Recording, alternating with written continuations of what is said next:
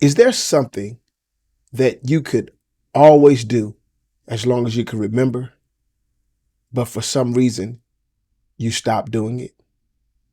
Albert Einstein said that everybody is a genius, but if you judge a fish by its ability to climb a tree, that fish will live its entire life believing that it's stupid. Let me tell you a story about a guy who had two Rottweilers.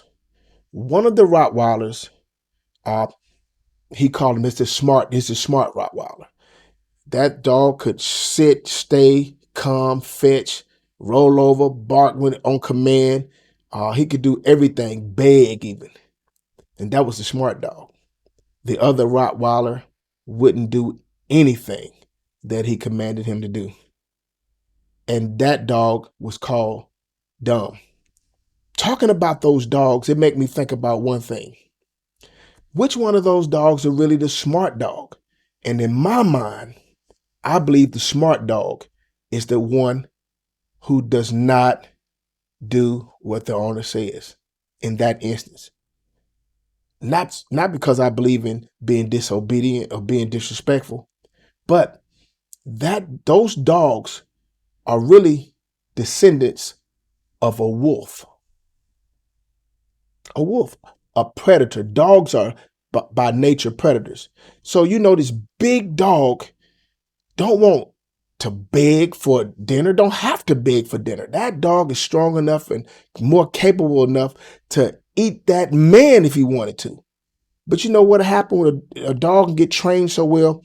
That same Rottweiler would sit in the yard and won't go out of the yard and starve to death if a owner or some human didn't just come and feed him. Now that's a long way from being a wolf, a predator, to being a docile animal that needs somebody else to take care of every one of his needs. Today I want to talk about a word called feral. Feral. Usually you'll hear that about animals being feral. A feral animal is wild, but not just wild. He used to be enslaved. He used to be domesticated, but he escaped. To me, a feral animal is more dangerous than a wild animal because a feral animal, he knows exactly why he's wild. He knows exactly what he is. Now, can you imagine if that Rottweiler would remember exactly who he was? See, the person that does the domestication, they know what you are. But if you're being domesticated, you don't know what you are. But if you become feral, you'll know exactly what you are. Now, what I mean by being feral, if you can remember that those dogs are really wolves, if they can go back, if they can realize that they were wolves, they can do wolf things. Well, just like this, if you can remember the things that you were your entire life, the thing that God put inside of you, your success has a better chance of manifesting in this life. There's something that I could always do as far as I can remember, and that is I could talk. Now, I know everybody, as far as they can remember, they usually go back to when they start talking. And so, we think and we understand in the words that we have. That's why vocabulary is so important. But I'm not just talking about me being able to just talk. I'm talking about my ability to understand and think and speak out those things that I think about. I've always had that ability. But I had a few things happen in my life that made me decide to just not really share a lot of the things that go on in my head like I used to do. I remember when I was a young kid in elementary, third grade or so. I remember when I was in elementary, we used to have school plays. I would have a lot of the words in plays. I would be in a play because I was always able to I was always able to remember the words and act in the plays. I also could write stories. I remember when I was like in the third grade, I wrote this story about Santa Claus, and he didn't have a sleigh; he had a truck. I remember that. When I was about in sixth grade, I won a young author certificate. I used to win poetry contests when I was a lot younger. Um, Anytime I would enter those type of things, I would be in one of the higher reading groups, not because I'm so smart, but I always had the ability to hear, speak, and understand words. Now I don't have the greatest grammar, not that part, but I could understand. Sometimes I tell people that I talk a lot because when I'm talking, I'm actually like watching TV in my head. I'm seeing images that's playing over and over in my head, and what I'm doing is trying to explain to you or to the person I'm talking to. I'm trying to explain what it is that I'm seeing. So when I hear a word, I'm seeing images and I'm trying to describe what it is that I'm seeing. That's what I'm doing right now. If it seems like I'm babbling along. But there are people uh like that in many ways, may not be talking, may not be words, but their natural ability lies in something that they can remember their entire life, but they don't do it anymore. From the time I was young, being in plays and having most of the words in a play, that changed after one situation that I had when I was young. I was in the play. I remember one of my lines from the third grade. I was in a Thanksgiving play. My character was Love Brewster. And I still remember one line that said, "Francis Billington, why aren't you working too?" I was a third grader, and I can still remember that to this day. And the reason I can remember, I almost forgot that line, but I can remember that line all the way to this day. When I got in the fourth grade, we had another school play, and I was supposed to be the wise owl, the wise old owl. And I had a lot of words in that play. Uh, and I was kind of like one of the main characters, and I wasn't necessarily the best kid. I was kind of disobedient kid, kind of a mischievous kid. But for some reason, I can't remember what it was. I did not want to be in the play. I didn't want to be the wise owl. I didn't want to be in the play. And my teacher, uh, I guess, got upset with me some kind of way, and the teacher slapped me. I was in the fourth grade, and she cut me on my face with a fingernail. She used to wear long fingernails, and she cut me on my fingernails. And I remember riding the school bus home. I was so mad. I was angry, and I didn't say anything to anybody. And when I got home, I told my mom, and we had to go down to the police station. But to make that story short, I've never been in another play in my life. I never desired to be in a play ever, ever since then. She didn't take that from me, but just the idea of being in a play, I didn't want to do it. Didn't want to do it again. I remember when I first got in the church, I remember it was a woman. She was an elder in our church. And some of us younger people, we had a group of young people hung together, and some was like we was in a 5, 10 year range of each other, and she was a little older than that. But she was hanging around with us that day for whatever reason, and we was at the office of one of the guys that hung with us. At one of his office, he was an insurance salesman. We was at his office, and I remember we was sitting around this conference table, and we was sitting around the conference table. It was a big, long conference table, and I remember saying, "Listen, wow." I was telling everybody, "Look, I'll sit at the head of the table, say, one day I'm going to have this. One day I'm going to do that. One day I'm going to be one day I'm going to have this kind of business. One day I'm going to be this guy. One day I'm going to be that guy." And I was talking about all my big ambitions, my big dreams. And that lady, she was an elder in my church. She told me, "You talk too much." Oh man, I was fresh off the street.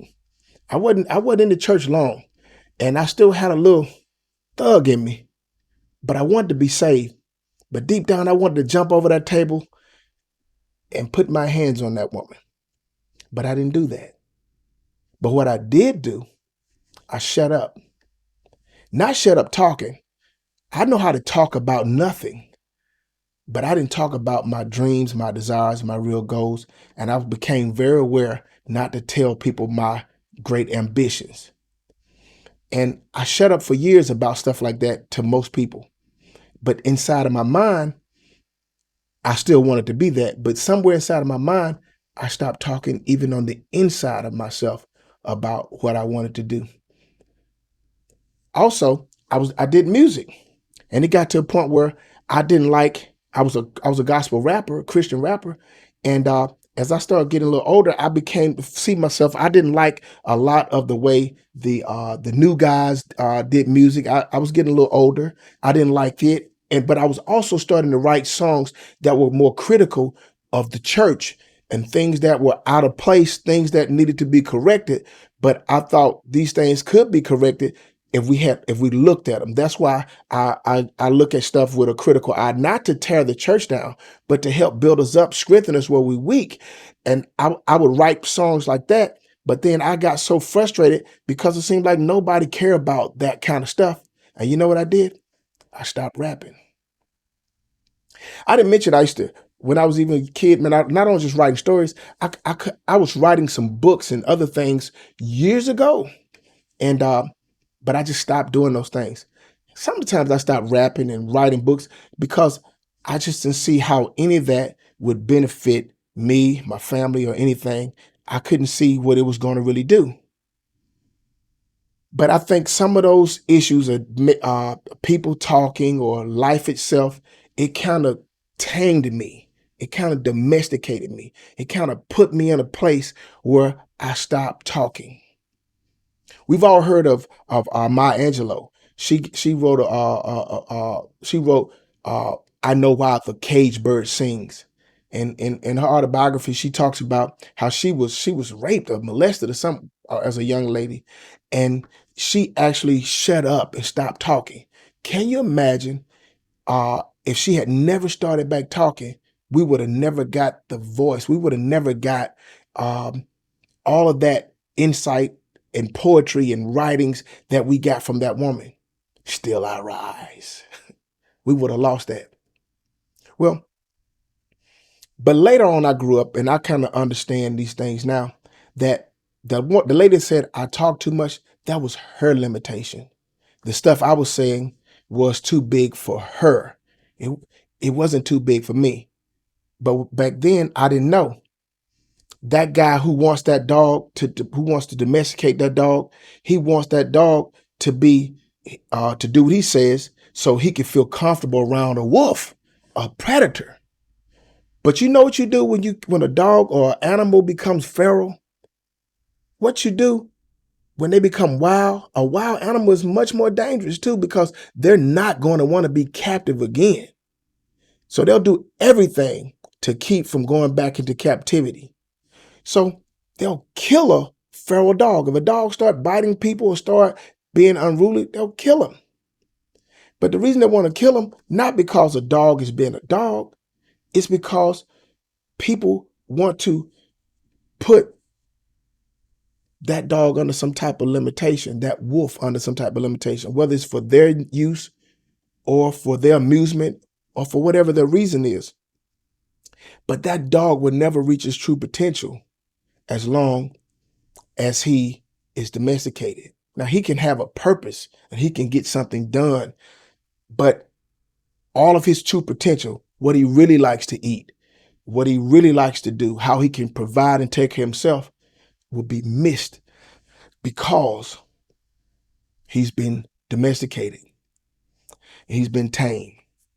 Now, even when I was a kid, I mean about 12 or 13 years old, I used to cut all the kids' hair in the neighborhood. They would knock on the door and wake me up. And I was cutting hair from a young age. And I realized all my time was struggling financially. Even as a kid, I knew how to make money. I was always some type of person that would learn things and was skilled and would try and make money. But life, some kind of way, tried to tame me. I'm not talking about being um, some person that just wild and don't care about society. This whole message and story I'm talking about today is to say what you are able to do, how far are you able to go, what you can achieve. God already put it in you way before somebody tried to tame you. Not the bad stuff, not sinful life, but you got things that's inside of you. And And you know, sometimes people like to talk about things being gifts. Some things have to be developed, but a Rottweiler puppy didn't have the strong teeth, didn't have the big body when he was a puppy, but the DNA to be that was in him. Even a Chihuahua, a little bitty Chihuahua, still is a predator. I had a little dog, used to hunt lizards, rats, squirrels, still a predator.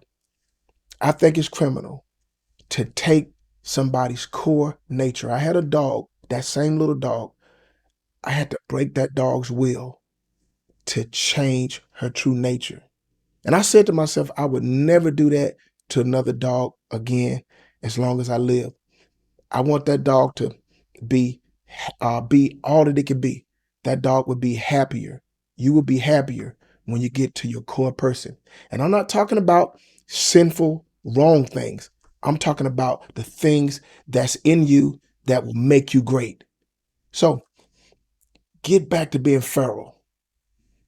The Bible said it like this, said, remember thy first works. You know, who beguiled you? He asked one time, you know, when people started out so well and they're not doing it again, who beguiled you?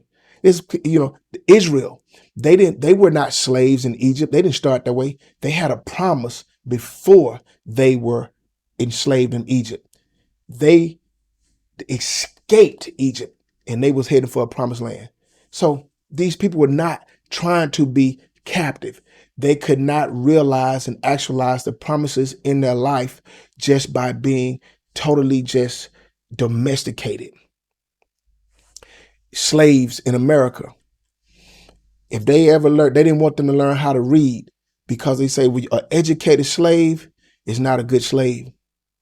Oh man, when somebody get free, they want to uh, do all they can. They want to be great. If you want to be great, I can tell you today, if you want to be great, become feral.